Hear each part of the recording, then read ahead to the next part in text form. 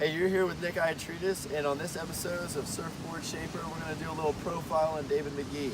He's going to walk us through the steps on how to shape a surfboard. Um, so David, tell me where you're originally from. I'm from Raleigh, North Carolina. Yeah, 919, alright. 919. So, how'd you get into surfing originally if you're from Raleigh and it's landlocked? Yeah, I was fortunate enough growing up that I had a house down in Wrightsville Beach and would come down on the weekends and surf as much as I could during the summertime. So Yeah, weekend warrior, huh? weekend warrior for sure. Right on. So did you have experience with like competition and stuff like that, like sponsorships or whatever? I did. I tried it for a little bit and just kind of realized that it wasn't for me. It's just kind of one of those things that I love more than anything, and just do it for the fun of it. Yeah, so more of like a lifestyle sport than like a competitive sport. Exactly, it's more of a lifestyle. That's cool. So like your experience with your sponsorships and stuff like that, did that kind of open you up to shaping or kind of get you around shaping more than you would if you weren't? Yeah, so I was lucky enough to meet Sean O'Donnell and Kenny Briel, and they put me on the team for a while, and I'd stop by the factory and work with them on boards, and I love that like one-on-one connection with the shaping, like the shaper and the glasser, and I love the whole like production of it, and I was really interested and wanted to learn it. So. Yeah, so I guess that kind of like gave way into you starting up your own shop here. Yeah. Shaping some of your own boards. Yeah, definitely. Pretty sweet. I love this board. The blue board's sick. Yeah. I also worked for Ian Balding for a while, and I learned a lot from him, and all those guys are just such good craftsmen, and I just took as much knowledge as I could in. Yeah, right on. So where do you see this kind of leading? Is it more of like a habit or something like that, or a hobby? Yeah. It's definitely kind of more of a hobby for me, and it's something that I do that makes surfing more fun for me. Yeah. So, getting to make a board and trying it out, and it might not go so good, and I kind of can alter it from there and make a new one and see if it goes better. So. Yeah, right on. Just another piece of the lifestyle. Exactly. Right on.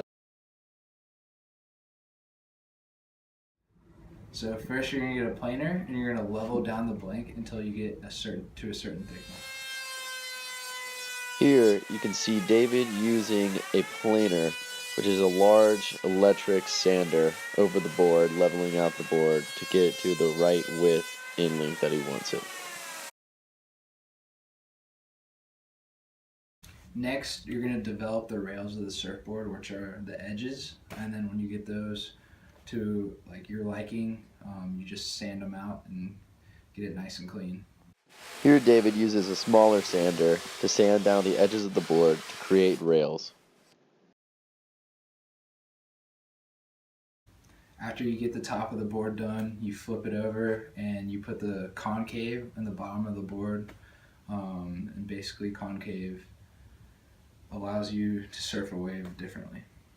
Here you see in the first picture David sanding down the bottom of the board to create concave, and in the second picture you can see him measuring the concave he creates. After that, you just clean up the whole board so there's no imperfections showing, and it's perfect. In these pictures you can see David checking the board for any imperfections and making sure it's all smooth and clean.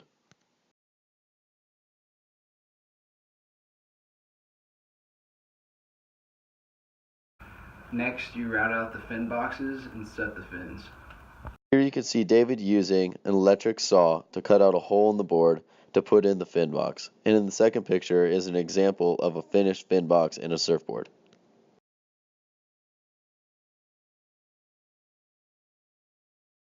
Next, you lay glass over the board, pour resin onto the glass, and squeegee it out. Picture, you can see David covering the board in a fabric, and he also uses gel-like substance to cover the fabric to make a hard glass over the board.